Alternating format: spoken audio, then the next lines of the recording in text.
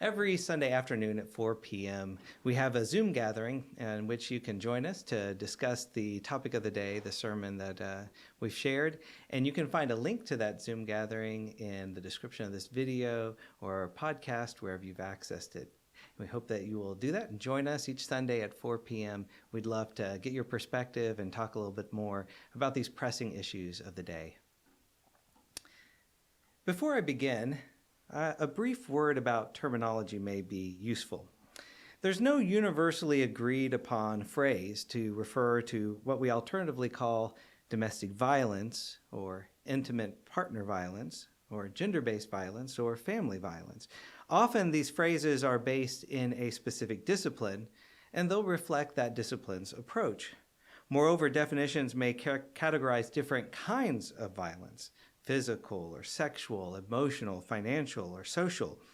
There are also legal categories and definitions such as battery and assault and homicide. And then there's a question of who should be included, since domestic violence can involve parents, children, lovers, exes, or extended family. Its effects can range from mild to severe, from temporary trauma to death. Whatever the violence is called, though, what I really want to point out is that its effects are pervasive and destructive, and our personal and social well-being cannot be separated from bringing domestic violence to an end. Since 1981, October has been set aside as Domestic Violence Awareness Month, as a time to educate the public, share resources, and bring victims, advocates, and social service providers all together. 40 years is a wonderful milestone to celebrate, and it's also a long time from the perspective of our individual lives. But it's a shocking reminder of just how recently domestic violence was largely considered and finally considered socially unacceptable. Just recently, within our lifetimes, it was considered acceptable, necessary, and even moral. To the best of our knowledge, domestic violence before colonization was rare among indigenous peoples in the land we now call the United States. But settlers brought the habit with them from Europe and carried it with them as they spread across the continent. Following English common law, husbands were encouraged to beat their wives for correctional purposes, though the switch could not be larger than the man's thumb. The practice went largely unchallenged through the centuries, and it was even legally upheld in 1824 by the Mississippi Supreme Court. That ruling reinforced the right of a husband to use, in the judgment's words, moderate chastisement in case of emergencies.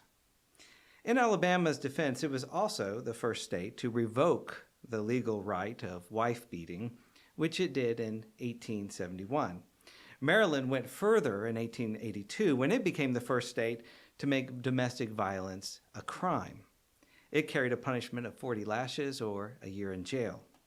By the late 1800s, culture had generally begun to shift enough so that laws preventing wives from being held under lock and key or daughters from being sold into prostitution had become more common. In some places, domestic violence was even recognized as grounds for divorce. But progress isn't straightforward, and people consistently found creative ways to avoid prosecution or reduce the consequences for domestic violence. To give two examples, in 1886, North Carolina ruled that a husband couldn't be tried unless domestic violence resulted in permanent injury, threatened death, or was malicious beyond all reasonable bounds. In 1962, New York moved domestic violence cases to the civil court, where the abuser faced fewer penalties than if convicted for assault in a criminal court. Victims also faced extra obstacles to leaving violent relationships, such as being disqualified for welfare programs based on their estranged spouse's salary. And it was not until the 1970s that most U.S. states allowed a victim of domestic abuse to even take a spouse to court. Even then, resources remained scarce and largely informal, In 1979, only 14 states funded domestic violence shelters. October became Domestic Violence Awareness Month in 1981. By 1989, the United States had more than 1,200 programs supporting victims of domestic violence, with shelters providing assistance to over 300,000 women and children every year. In 1990, judges were finally required to take into account any history of abuse when determining child custody and visitation rights. And it wasn't until 1992 that the American Medical Association released guidelines to help medical professionals screen for domestic violence in the course of giving care. With all that accomplished, intimate partner violence still remains shockingly common. The National Coalition Against Domestic Violence has documented that nearly 20 people every minute are physically abused by an intimate partner in the United States, which is more than 10 million people a year. In fact, the reality is domestic violence is at least 15% of all violent crime in the United States. The history, as always, is complicated. Obviously, very much has changed, and we have a lot of progress to celebrate. Nobody would want to go back to colonial days, I hope. And we can be grateful for the hard work that won those victories. But also, obviously, domestic violence is shockingly common. And we need to be grieved and outraged that this is the case. To give you just a little idea of the size of the problem, Missouri is, once again, one of the top 10 states in terms of the highest rates of intimate partner violence. Our 41.7% trails Oklahoma in first place with 49.1% by only a bit more than 7 percentage points. But there are no winners in these statistics. North Dakota has the lowest rate of intimate partner violence in the United States, and more than 25% of the population still suffer from abuse. At best, you have a better than 1 in 4 chance of experiencing violence in your home, a place that should be safe, beautiful, and full of joy.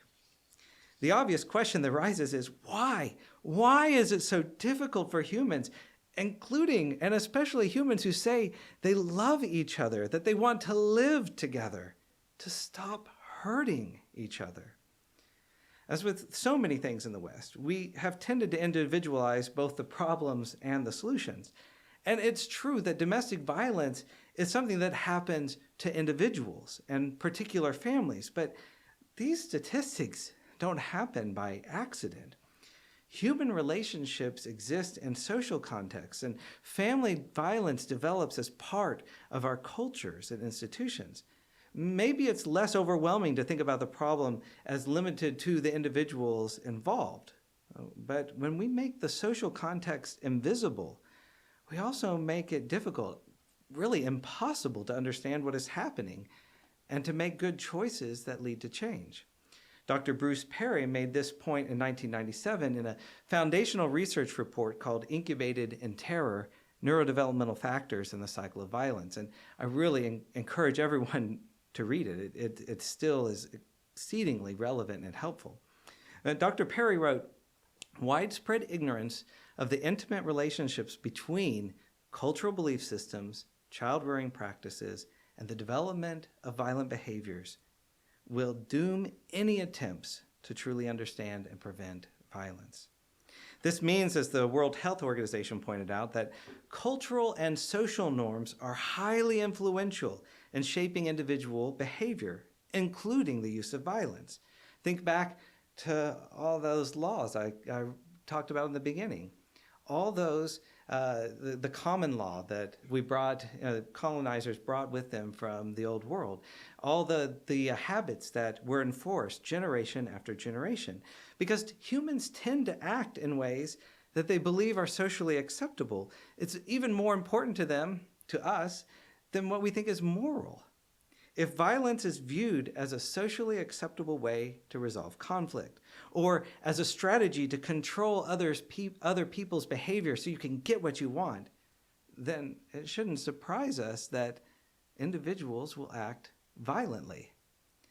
Social tolerance, the WHO report went on to say, social tolerance of violent behavior is likely learned in childhood through the use of corporal punishment or witnessing violence in the family, in the media, or in other settings. Interventions that challenge cultural and social norms supportive of violence can help reduce and prevent violent behavior. It's really not a complicated point when you think about it, but it's an exercise that as a culture we typically avoid, and it took me years and years to truly understand it. This was despite spending a significant part of my own life dedicated to the people and issues involved with domestic violence as a family member, as a pastor, as a mediator, as a foster parent, as an activist, and as a friend. Beginning in 1993, most of my early pastoral ministry focused on family conflict and violence. And that led to an invitation from the Mennonite Central Committee in 2007 to work with a small nonprofit called Peace Bridges in Phnom Penh, Cambodia. We were asked in large part to help establish a program to address, prevent, heal, and transform family violence. And it was a wonderful partnership, and I have profound gratitude for the 3 years that we worked together. But Peace Bridges didn't start out addressing family violence. They were focused on training participants in basic conflict transformation tools that they could then go use in their organizations and their communities. But in the process of providing conflict coaching and mediation training, the staff kept hearing stories of how participants were using those practices in their families, and they kept hearing requests for more resources. It turned out that the training was impacting the participants' experiences of family conflict, and some peace builders were taking the initiative and already teaching those skills to their families and to their communities. At the same time, we had a growing number of partners who were trying to address domestic violence and just running into brick walls. We learned that despite an increase in resources and programs, violence in Cambodian families was continuing at significant rates. We had a baseline. 2 studies in the mid-1990s documented the experience. The first, Plates in a Basket Will Rattle, Domestic Violence in Cambodia by Kathy Zimmerman in 1994, talked about the experience of domestic violence. It was a qualitative study. And we had a survey of the prevalence in 1996, a household survey of domestic violence in Cambodia. Then, in 2005, a comprehensive study sponsored by the Ministry of Women's Affairs called Violence Against Women, a Baseline Survey, showed that, tragically, little had changed despite a decade of effort.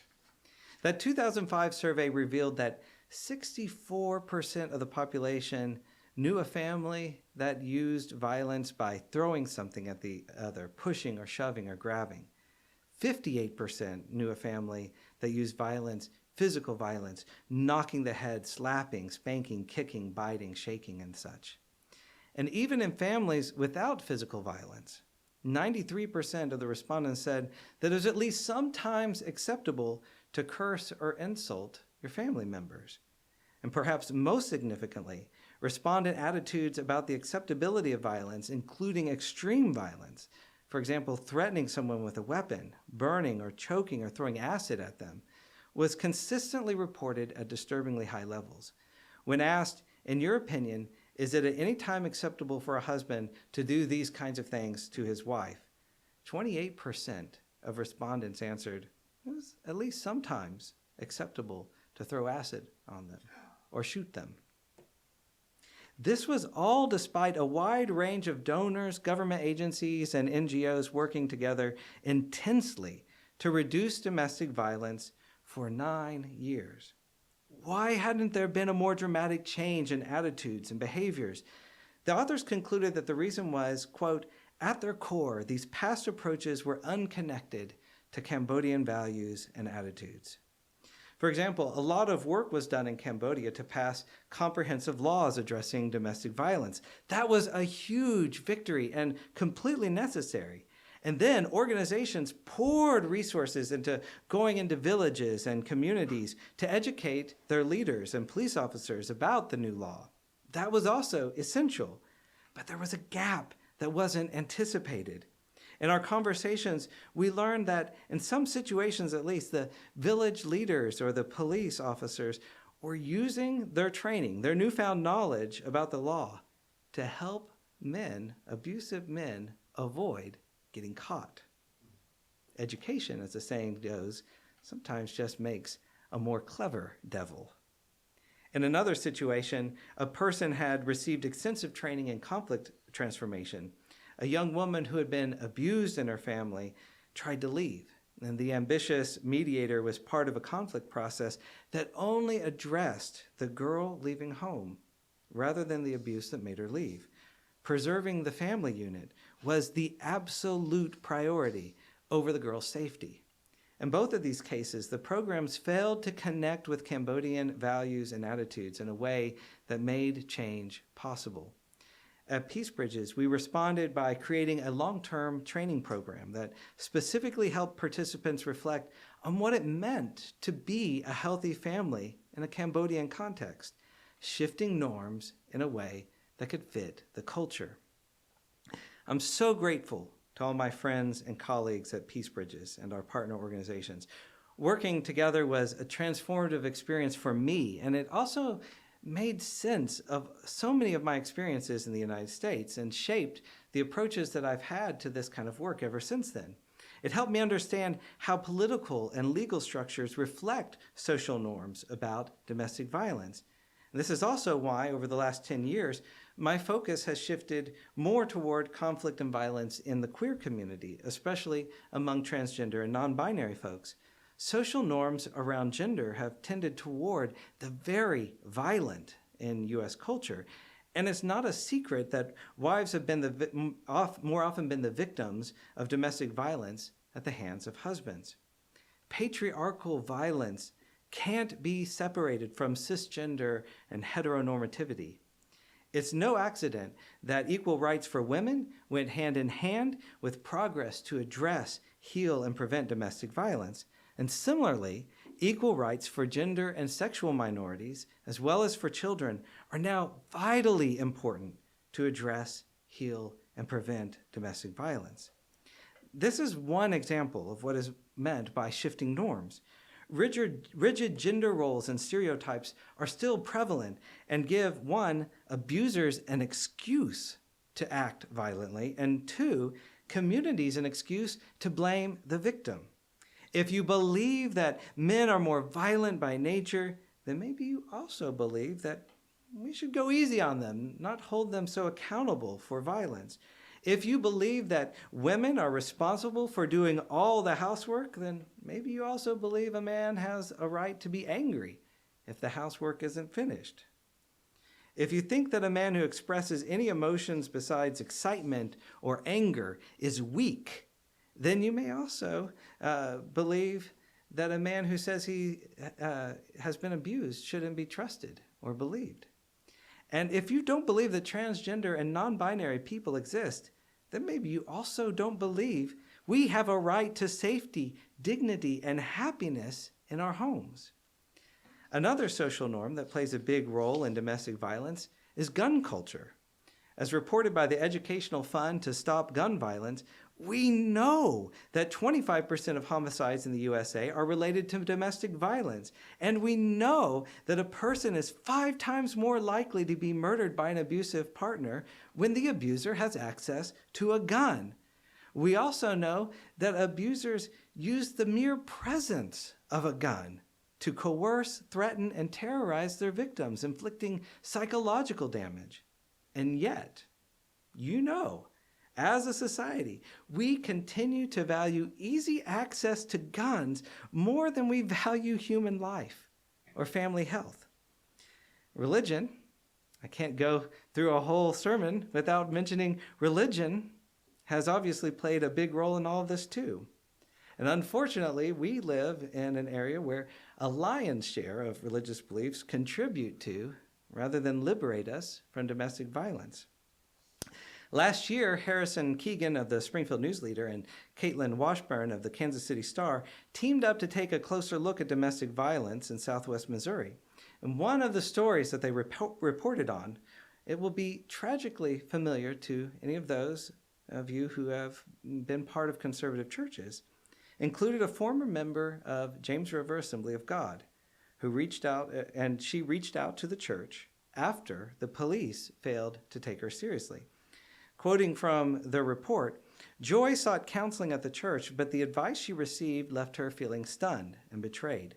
A church counselor sat down with Joy and told her the abuse was her fault because she was not a godly wife.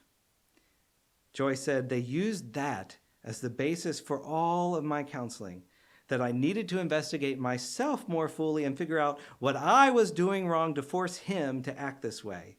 The counselor looked at me and said, all of that is my fault, and the wife is the one responsible for leading her husband to Christ." Not long after that, Joy's husband threw her down a flight of stairs and off a 14-foot balcony for not doing the dishes. She left him that day in the back of an ambulance. You probably won't be surprised by the pastor's response, even in light of such a horrific story. He said, "It's a policy of James River Church that our council always prioritizes the safety and security of those who are facing abuse. Beyond that, we have no further comment." That was an opportunity to make things better, to publicly denounce any interpretation of Scripture in a way that excuses domestic violence, to announce formal training for all counselors from people who actually understand domestic violence, and to repent of the harmful ways religious institutions have blamed victims, tolerated and protected abusers, and put vulnerable people at risk for centuries. They could have reassessed harmful doctrines such as the subordination of women, or a view of atonement that necessitates and celebrates violence. But they didn't do that. Hiding behind a flimsy policy that was obviously meaningless aside from covering their own rear ends, they had no further comment. What we do and say is important. Our own voices may not be very loud next to all these conservative megachurches and radio stations, but these are the voices we have, and we will continue to use them to insist that the world can be better, that our homes can be safe and happy places, and our intimate relationships can be filled with love instead of violence. For this Domestic Violence Awareness Month, I'm grieving. I'm grieving for all who still carry the burden of family violence, who don't know how to get out, who have been opposed at every step toward freedom. But I'm also celebrating. I'm celebrating each one of us who has been able to break cycles of violence we learned in our families and create new families that don't have to carry the burden of internalized oppression and generational trauma. May each of us find the people, resources, and places we need to have a life that is safe, free from harm and fear, and full of joy and love. Thank you. Thank you for watching our videos. We are entirely dependent on the donations of our listeners and members. We hope that you find this content to be important enough to help us to keep offering these videos to the public at no charge by becoming a regular contributor. Please click on the donate button on our website at www.spfccc.org. Thank you for your support of progressive religious programming.